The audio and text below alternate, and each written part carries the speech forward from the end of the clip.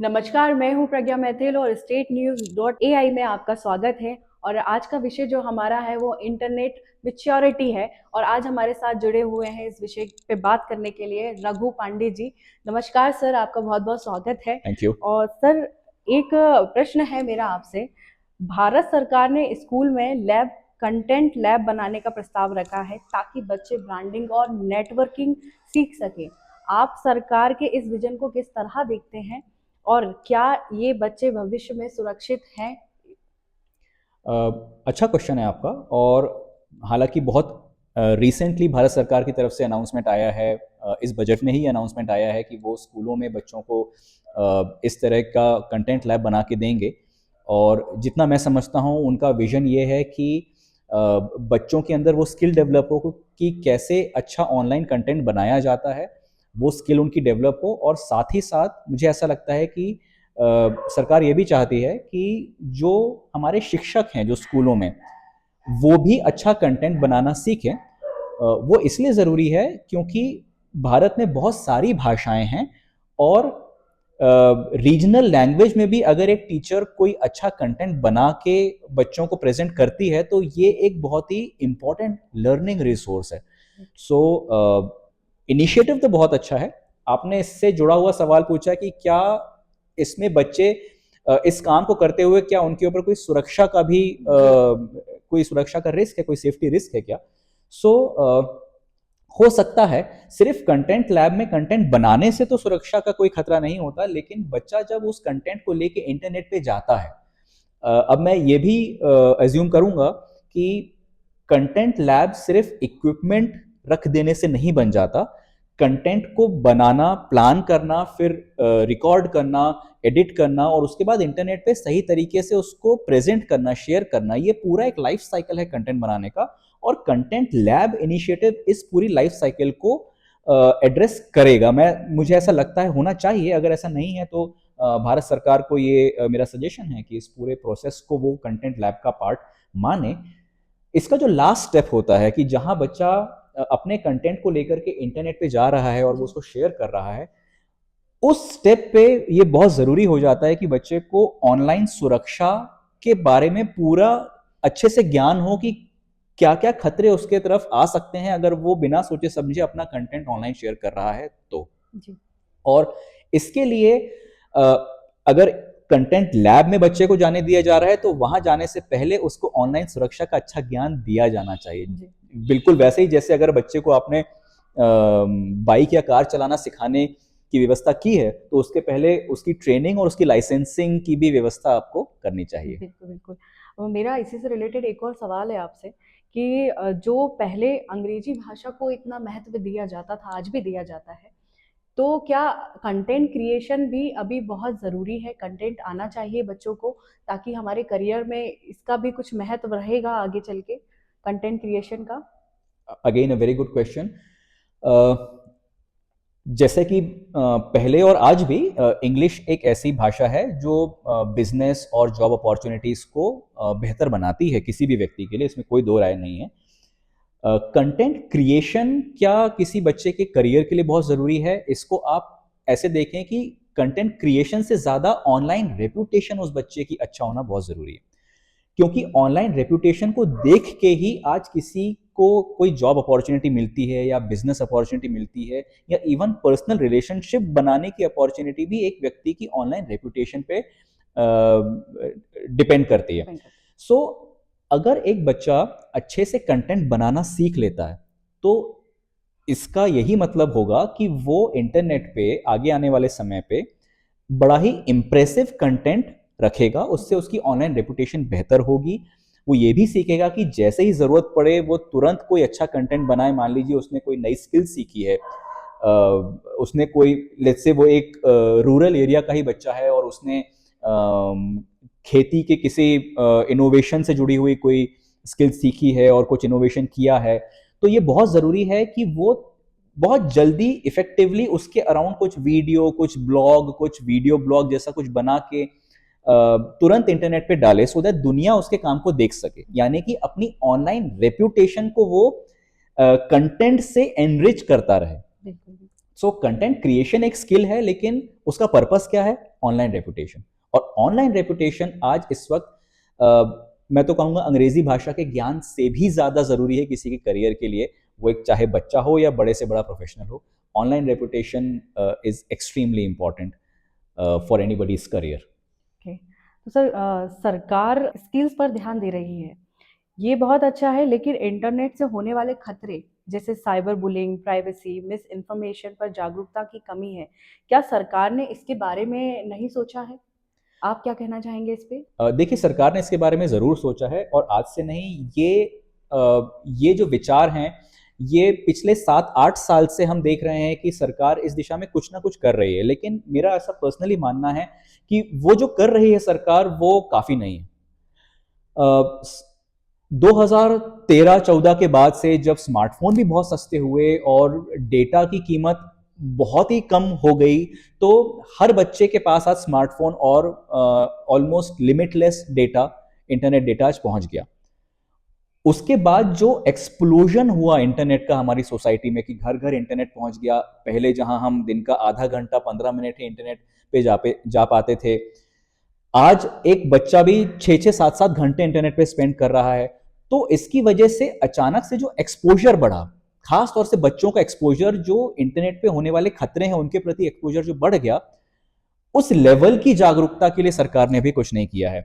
कुछ साल पहले सीबीएसई ने डिजिटल सिटीजनशिप एजुकेशन को रिकमेंड किया कि हर स्कूल डिजिटल सिटीजनशिप एजुकेशन पढ़ाए, जो कि मुझे लगता है इंस्पायर्ड था यूनिसेफ इंडिया के रिकमेंडेशन से। यूनिसेफ इंडिया ने सन 2016 में ही एक बहुत इंपॉर्टेंट रिपोर्ट रिलीज की थी, child online protection in India. उसमें उन्होंने पूरे खतरे बताए थे। मैं 2016 की बात कर रहा हूँ, अभी हम 2026 में।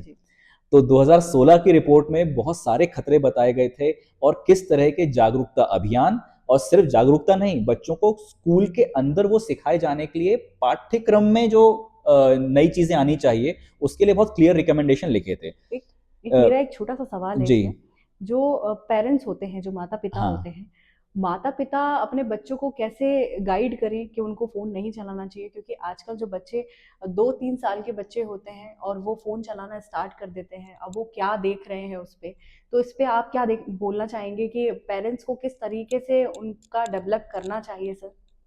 देखिए, इन सारी बातों के रूट में होती है digital citizenship and internet maturity skills. अगर एक बच्चे के अंदर ये स्किल्स हैं, यानी कि ऑनलाइन सेफ्टी की अच्छी नॉलेज, ऑनलाइन लर्निंग की अच्छी नॉलेज, और ऑनलाइन रेपुटेशन की अच्छी नॉलेज, अब ये तीन तीन जो स्किल्स हैं, ये, और अगर आप जूम इन करेंगे तो ये 10 स्किल्स का एक बंडल बन जाती हैं। ये 10 स्किल्स अगर किसी बच्चे के पास हैं, तो वो इंटरनेट का या स्मार्टफोन का सही इस्तेमाल करना सीखेगा। देखिए, 2 या 3 साल के बच्चे की हम बात करें तो उसके हाथ में डेफिनेटली स्मार्टफोन नहीं पकड़ाया जाना चाहिए, वो तो एक पेरेंटिंग वाला इशू है। लेकिन अभी हम बात कर रहे हैं कि हमारे एजुकेशन सिस्टम में, जिसको गवर्नमेंट कंट्रोल करती है, उसमें क्या किया जा सकता है कि जो इतना ऑनलाइन थ्रेड्स जो इतना विकराल रूप ले चुके हैं, जिसमें बच्चों की जान जा रही है, उसमें क्या होना चाहिए। सो महत्वपूर्ण मुद्दा वो है। और अगर यूनिसेफ ने रिकमेंड कर दिया है, सीबीएसई ने रिकमेंड कर दिया है, तो अब ये बहुत जरूरी हो जाता है कि पिछले 10 साल में जो नहीं हुआ अब हो, कि डिजिटल सिटीजनशिप नाम का सब्जेक्ट अनिवार्य रूप से कक्षा 8वीं से कक्षा 12वीं तक बच्चों को पढ़ाया जाए हर स्कूल में। अवेयरनेस प्रोग्राम्स बहुत हो जाते हैं, स्टेट साइबर पुलिस या कोई एथिकल हैकर जैसे लोग आके बच्चों को मोटिवेट कर जाते हैं कि भाई आप सेफ रहिए, लेकिन वो एक दिन के मोटिवेशन से बिहेवियर चेंज नहीं होता। जब तक ये विषय पाठ्यक्रम का हिस्सा नहीं बनेगा, तब तक बच्चे लगातार उसे सुनेंगे नहीं, प्रैक्टिस नहीं करेंगे, और उनका बिहेवियर रिस्की बना रहेगा। इंटरनेट की ऐसी लत लगी है जिसके बिना रहा नहीं जाता है। बच्चे अक्सर इंस्टेंट ग्रेटिफिकेशन और गेमिंग एडिक्शन का शिकार हो रहे हैं, और इस कदर हो रहे हैं कि सुसाइड भी कर लेते हैं। तो सर, इस पे आप क्या बच्चों को बोलना चाहते हैं? मैं फिर से कहूँगा कि मैं इस वक्त बच्चों को नहीं, मैं एजुकेशन सिस्टम के जिम्मेदार लोगों को और पेरेंट्स को बोलना चाहता हूँ। ये उनकी जिम्मेदारी है कि उन्होंने जो माहौल क्रिएट करके दिया है बच्चों को, उस माहौल में ये टॉक्सिसिटी, ये रिस्क, ये थ्रेट है जिसकी वजह से बच्चे ये कर रहे हैं। हम अपने बच्चों को ऐसे ही नहीं सड़क पे टहलने जाने देते, क्योंकि हमें पता है कि वहाँ क्या रिस्क है। हम उनको एक सेफ फिजिकल जोन देते हैं, वैसे ही हमें सेफ डिजिटल जोन देने की ज़रूरत है। बच्चे इंटरनेट गेमिंग एडिक्शन का शिकार हो रहे हैं, अपनी प्राइवेसी कॉम्प्रोमाइज़ कर रहे हैं, उनकी ग्रूमिंग हो रही है, ऑनलाइन हैरेसमेंट हो रहा है। ये थ्रेड्स पिछले 10 साल से वेल अंडरस्टूड हैं, वेल रिसर्च्ड हैं, वेल पब्लिश्ड हैं, और इसका सॉल्यूशन भी वेल रिकमेंडेड है। बहुत ज़्यादा ज़रूरत है कि उसके ऊपर अब जागें लोग और कुछ करें। सुरक्षा और प्राइवेसी को लेकर अक्सर बच्चे और युवाएं अपनी व्यक्तिगत जानकारी, लोकेशन, रिलेशनशिप स्टेटस अनजाने में साझा कर देते हैं। तो युवाओं को क्या सावधानी बरतनी चाहिए सर? जी, उनको ये समझना पड़ेगा कि उनकी इस तरह की इन्फॉर्मेशन को शेयर कर देने से कोई उनका गलत फ़ायदा कैसे उठा सकता है। किस तरह से एक साइबर क्रिमिनल को अगर ये जानकारी मिल जाए तो वो उस व्यक्ति को हैरेस कर सकता है, एक्सप्लॉइट कर सकता है, उसको ग्रूम किया जा सकता है। सो ग्रूम करना जो है, ये एक टेक्निकल टर्म है, मैं आपके दर्शकों को समझाना चाहूँगा कि अगर एक साइबर क्रिमिनल को पता चल जाए कि ये बच्चा या ये बच्ची अपने माता-पिता से थोड़ा-सा डिससैटिस्फाइड है या अपने रिलेशनशिप स्टेटस से कुछ परेशानी में है, या कोई भी ऐसा उसको कोई भी ऐसी जानकारी मिल जाए जिससे उसको बहला-फुसला के अपनी तरफ लाया जा सकता है, तो ग्रूमिंग करने वाले साइबर क्रिमिनल महीनों तक एक बच्चे का दोस्त बन के उसके साथ चैट करके, ऑफ कोर्स एक झूठी आइडेंटिटी के अंतर्गत, उसका विश्वास जीतते हैं। और जब वो विश्वास जीत लेते हैं, उसके बाद वो अपना दांव चलते हैं। उस बच्चे से कुछ भी गलत हरकत करवाई जा सकती है, और इसमें drug trade, pornography trade and बहुत सारे और ऐसे इलीगल काम हैं जिसमें उस बच्चे का इस्तेमाल किया जाता है। तो बच्चों को ये समझ में आना चाहिए कि जो साइबर क्रिमिनल्स हैं, उनके लिए ये इंफॉर्मेशन ही वो जरिया है जिससे वो स्ट्रैटेजी बना के इन बच्चों का गलत इस्तेमाल कर सकते हैं। तो जितनी कम इंफॉर्मेशन वो इंटरनेट पे शेयर कर रहे हैं अपने बारे में, उतना अच्छा। सर, एक आखिरी सवाल मैं आपसे पूछना चाहती हूँ। सेल्फ ब्रांडिंग के चक्कर में बच्चे लाइक्स और व्यूज की होड़ में फंस सकते हैं। कंटेंट क्रिएशन के दौरान बच्चों के मानसिक स्वास्थ्य को सुरक्षित रखने के लिए अपने मॉडल में क्या प्रावधान हैं? देखिए, इंटरनेट मैच्योरिटी जो है वो बच्चे को ये सिखाता है कि आप इंटरनेट के खतरों को भी समझें और इंटरनेट की अपॉर्चुनिटीज को भी समझें, क्योंकि अब किसी के भी करियर में जो अपॉर्चुनिटी है वो सिर्फ इंटरनेट से ही आ सकती है। अगर बच्चा इंटरनेट पे लिंक्डइन के माध्यम से या किसी और सोशल मीडिया के थ्रू अपॉर्चुनिटीज को नहीं ढूंढ सकता, तो अपॉर्चुनिटी किसी और रास्ते से उसके घर चल के नहीं आएगी।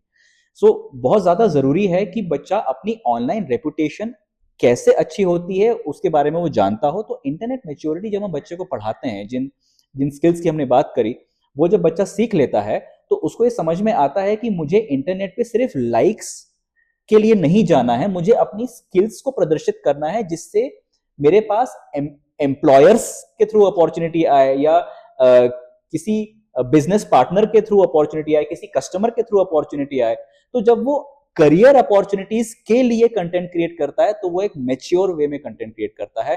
और एक बच्चा जो सिर्फ इंस्टाग्राम पे लाइक्स लाइक्स और लाइक्स को देख रहा है, तो वो ऐसा कंटेंट क्रिएट करता है जिससे उसकी पर्सनल ब्रांडिंग अच्छी नहीं, बहुत खराब हो जाती है, और उससे उसके मानसिक स्वास्थ्य पर भी बहुत ही खराब असर पड़ता है, क्योंकि वो अब किसी और चीज को नहीं देख रहा है, सिर्फ आने वाले लाइक्स को देख रहा है।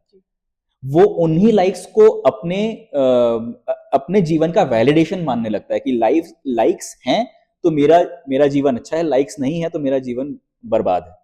तो ये मानसिक स्वास्थ्य के लिए बहुत खराब है। इससे जुड़ा हुआ लास्ट पॉइंट में बोलना चाहूंगा कि काफी साल पहले ही एक बीमारी के बारे में रिसर्च हो चुकी है जिसका नाम दिया गया था सेल्फाइटिस, यानी कि ऐसी बीमारी की कोई भी इंसान बहुत ज्यादा बार अपनी सेल्फीज या सेल्फी फोटो या सेल्फी वीडियोस लेके इंस्टाग्राम या किसी सोशल मीडिया पे शेयर कर रहा है। जब वो एक ऑब्सेशन बन जाता है तो उसको सेल्फाइटिस नामक बीमारी का नाम दे दिया गया है।